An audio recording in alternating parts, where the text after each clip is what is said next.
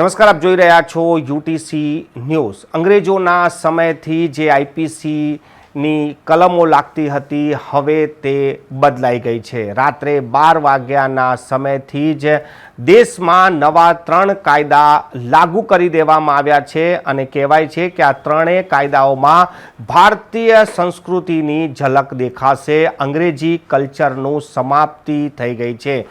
વડોદરાની વાત કરીએ તો વડોદરાના પોલીસ કમિશનરે પણ રાવપુરા પોલીસ સ્ટેશનમાં રાત્રે 12 વાગે જ રજિસ્ટરમાં સાઇન કરીને હવેથી નવા કાયદાઓ લાગુ થશે અને નવી કલમો લાગુ પડશે। જે કલમો પહેલાં જે ગુનાઓમાં લાગતી હતી તે કલમો હવે નહીં ચાલે। હવેથી જે ગુનાઓ બનશે તેની કલમો પણ બદલાઈ ગઈ છે।